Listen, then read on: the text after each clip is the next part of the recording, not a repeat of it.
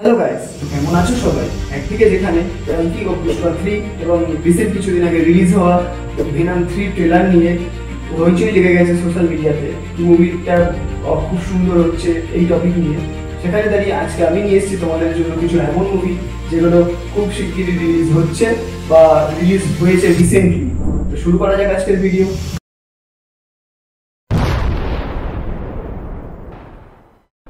তো আমার লিস্টে ফার্স্টে আছে চান্দু চ্যাম্পিয়ন, যেটা 14 জুন রিলিজ হতে চলেছে। মুভির মেন কাস্টে আছে কার্তিক আরিয়ান, ক্যাটরিনা কাইফ, সাবিনা কাপুর, রাজপাল যাদব আর বিজয় রাজ। তো আমরা এটা খুব ভালো করে জানি যে কবির খানের মুভিতে স্টোরি খুব সুন্দর হয়। তো সেখানে দাঁড়িয়ে বজরঙ্গি ভাইজান ও এক থা টাইগার যে মুভিগুলো ডাইরেক্ট করেছিলেন, ওই চান্দু চ্যাম্পিয়ন মুভিটাও সেই কবির খানই ডাইরেক্ট করেছে। তো এখান থেকেই বোঝা যাচ্ছে যে মুভিটার স্টোরিটা ভালোই হতে চলেছে। তো ট্রেলারের স্টার্টিংয়ে দেখা যায় স্কুল চলাকালীন টিচার যখন সব স্টুডেন্টদের জিজ্ঞেস করছে যে তোমরা বড় হয়ে গিয়ে কি হতে চাও, সেখানে দাঁড়িয়ে মুভি মানে আমাদের মুভির যে হিরো মেইন ক্যারেক্টার, সে ছোটবেলায় রয়েছে স্কুলে। তো সেখানে সে নিজে বলছে যে আমি চ্যাম্পিয়ন হতে চাই। তো সেই কথাটা শুনে আশেপাশের ছোট স্টুডেন্টরা এবং তারপর থেকে পুরো গ্রামের সবাই তার উপর হাসাহাসি করে যে চান্দু চ্যাম্পিয়ন, চান্দু চ্যাম্পিয়ন। তো এখান থেকেই মুভির নাম চান্দু চ্যাম্পিয়ন। পরের সিনে আমরা এটা দেখতে পাই যে মুরলি মানে চান্দু চ্যাম্পিয়ন একটা আকারাতে কুস্তি লড়ছে। তো সেখানে সে অপোনেন্টকে বাজিমাত করে জোরে চিল্লিয়ে উঠে বলছে, ঠিক তার পরের মুহূর্তে দেখা যায় যে মুরলি একটা ট্রেনের পিছনে দৌড়াচ্ছে। তো সেখানে ওখানে আশপাশে যারা রয়েছে তারা তাকে বলছে যে চ্যাম্পিয়ন হওয়ার জন্য, মেডেল আনার জন্য তাকে আগে আর্মিতে যেতে হবে।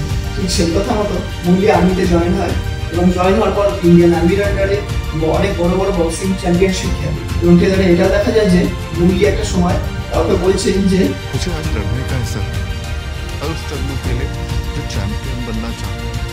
পরের মুহূর্তে এটা দেখা যায় যে 1965 ওয়ারে ইন্ডিয়ান আর্মির হয়ে কার্তিক আরিয়ান মানে আমাদের মুরলি যুদ্ধে যান এবং যুদ্ধ চলাকালীন সে গুলিতে আহত হয়।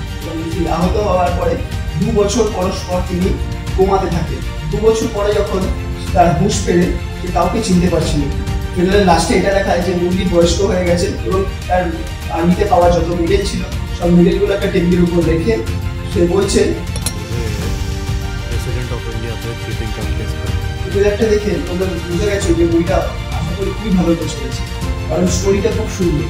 তো মুভিটা যদি তোমরা পুরো দেখতে চাও তো 14 জুন সিনেমা হলে রিলিজ হচ্ছে। তো মুভিটা দেখে আসো এবং দেখার পর মুভিটা কেমন লাগলো আমাকে কমেন্ট বক্সে জানাতে ভুলো না। আর দেখা হচ্ছে পরের ভিডিওতে আরো একটি মুভির রিভিউ নিয়ে। তো আজকের মতন টাটা।